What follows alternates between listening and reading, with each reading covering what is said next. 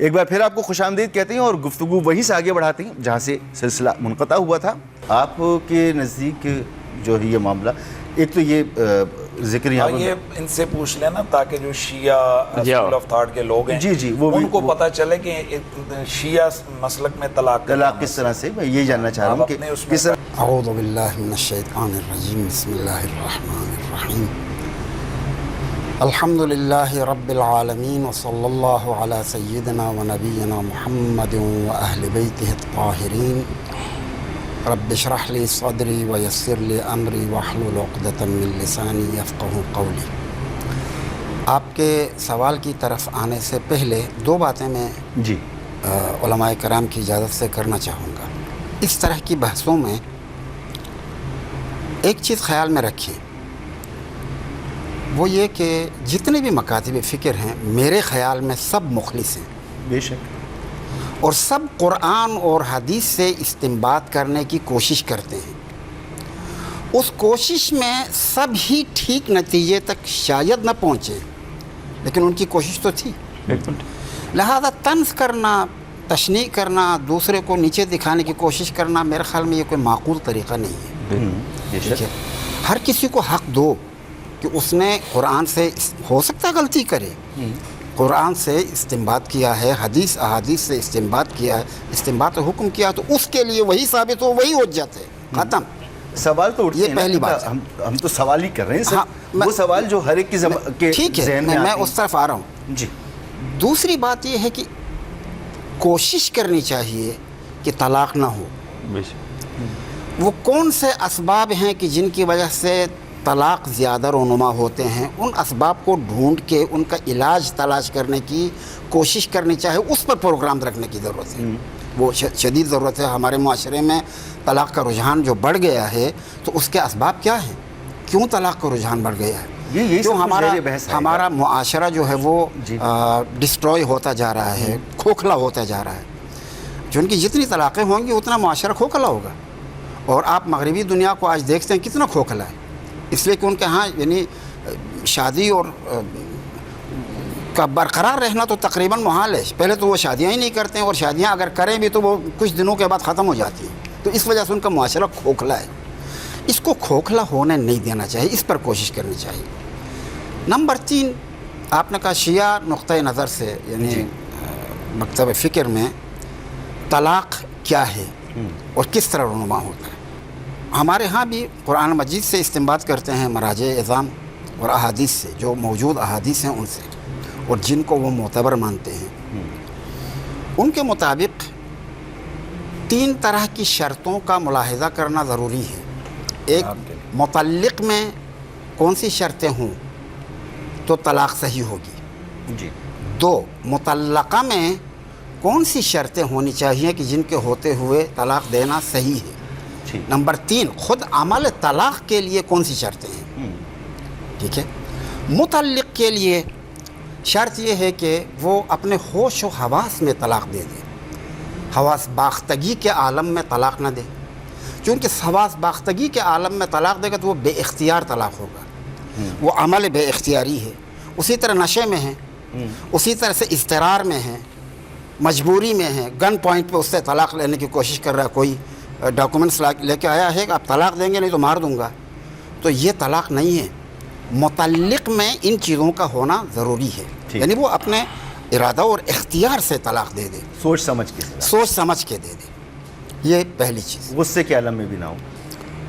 غصے کو میں نہیں کہہ سکتا ہوں. اچھا. ہاں، وہ طلاق تو ہوتا ہی غصے میں، اور محبت میں کون طلاق دیتا ہے؟ لوگ سوچ سمجھ کے بھی کرتے ہیں علیحدگی. نہیں، وہ غصہ تو موجب ہوتا ہے. یہ کہ مثلاً طلاق دیتے وقت غصہ نہ ہو، اس طرح کی کوئی شرط لگانا مشکل ہے. یعنی یہ کوئی اپنی طرف سے شرطیں نہیں لگانی چاہیے، جو ہیں وہ ہیں. اچھا. مطلقہ میں جو شرائط ہیں وہ یہ ہیں کہ وہ ایام مخصوصہ میں نہ ہو، اور طہر مواقعہ میں بھی نہ ہو. طہر مواقعہ یعنی وہ ابھی تو ایام پاکیزگی کے ایام ہیں، لیکن ان سے پہلے اس نے حقوق زوجیت ادا کیا ہو تو پھر بھی طلاق نہیں ہوگی. اچھا. طہر مواقعہ میں نہ ہو.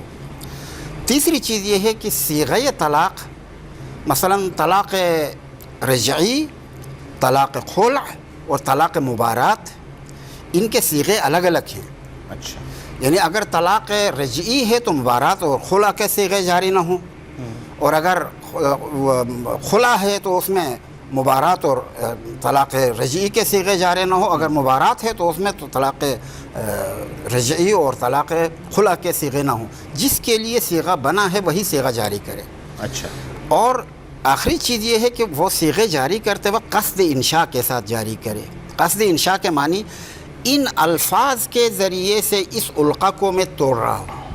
ٹھیک ہے, یہ اس نیت کے یعنی ساتھ. صرف طلاق کہہ دینے سے طلاق نہیں ہے. نہیں, ہمارے پاس نہیں ہوتا ہے. ٹھیک.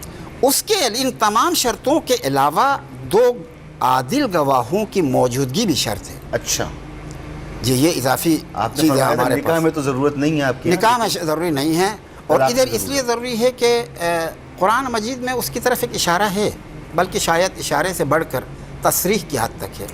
سورہ طلاق میں ہے کہ فَإِذَا بَلَغْنَ أَجَلَهُنَّ فَأَمْسِكُوهُنَّ بِمَعْرُوفٍ أَوْ فَارِقُوهُنَّ بِمَعْرُوف وَأَحْصُلْ. اس کے بعد ہے وَأَشْهِدُوا ذَوَيْ عَدْلٍ مِّنْكُمْ. یہ وَأَشْهِدُوا ذَوَيْ عَدْلٍ مِّنْكُمْ یعنی تم میں سے جو عدل رکھنے والے 2 شاہد ہیں ان کو رکھو. اس سے فقہا استنباط کرتے ہیں کہ 2 عادل گواہوں کا ہونا بھی ضروری ہے. یہ آیت اور متعدد احادیث موجود ہیں. اچھا. یعنی 1 2 3 نہیں, متعدد احادیث صحیحہ. ان احادیث صحیحہ میں بھی شہود کا ہونا ضروری ہے. اس بنا پر یعنی اس میں یہ شہود ہونا چاہیے. اگر یہ تمام شرطیں موجود ہوں تو ایک طلاق محقق ہو جاتی ہے. اچھا.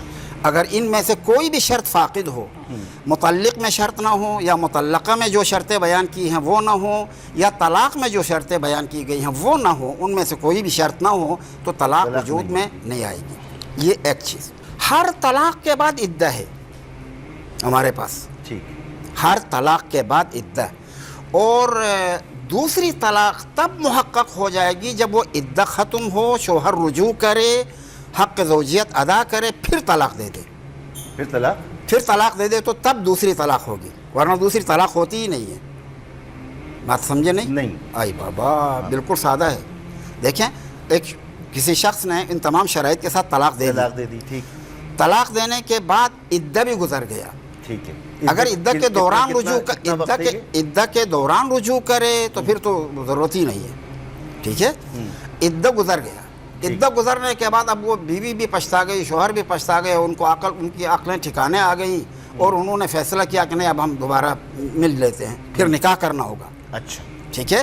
نکاح کے بعد اور حق زوجیت ادا کرنے کے بعد اب اگر طلاق دینا چاہے تو یہ دوسری طلاق شمار ہوگی. اس کے بغیر دوسری طلاق ہوتی ہی نہیں ہے. اچھا. ٹھیک ہے. یہ بات سمجھ میں آ گئی؟ اب سمجھ میں آئی ہے آپ کی؟ اب کچھ اگلی اس میں. اچھا. جی, یعنی اس لیے وہ شروع میں سورہ طلاق کے اس میں بھی ایک اشارہ ہے. بسم اللہ الرحمن الرحیم. یا ایھا النبی اذا طلقتم النساء فطلقوهن لعدتهن. اس لعدتهن میں بھی اس کی طرف اشارہ ہے. یعنی انہیں طلاق دو عدہ کے لیے, یعنی عدہ کو ملحوظ نظر رکھ کے طلاق دو. یعنی ایسی طلاق دو کہ اس میں عدہ رکھا جا سکے, اور جس میں عدہ کی گنجائش نہ ہو پھر طلاق نہیں ہے. ٹھیک ہے. یعنی اس کی طرف ایک اشارہ ہے اس کے اندر بھی. تو اس بنا پر طلاق یعنی اگر آپ 3 طلاقیں دینا چاہیں تو اس کے لیے طلاق دینے کے بعد عدہ کے ایام گزرنے کے بعد, یعنی دونوں کے ملنے کے بعد دوسری طلاق ہوگی. پھر اسی طرح سے طلاق دینے کے بعد پھر تیسری طلاق ہوگی. اس کے بعد اگر 3 طلاقوں کے بعد بھی کوئی دیوانے اس طرح کے سخت طلاقوں کے بعد پھر اگر جانا چاہیں تو پھر راستہ ختم ہے. اب تیسرے کے بعد آپ جا نہیں سکتے ہیں مگر کسی اور کے ساتھ شادی کریں, اور طبیعی شادی. ہاں, یعنی پہلے سے طے شدہ نہیں کہ مثلا اتنے دنوں کے بعد آپ چھوڑ دیں گے, پھر وہ صحیح بھی نہیں ہے ہمارے پاس. اچھا, شادی کریں باقاعدہ, عقد دائمی. عقد انقطاعی بھی کافی نہیں ہے. اچھا. عقد دائمی سے شادی کریں, پھر ان میں بھی طلاق ہو جائے, یہ دیوانے دوبارہ شادی کرنا چاہے تو کر سکتے ہیں.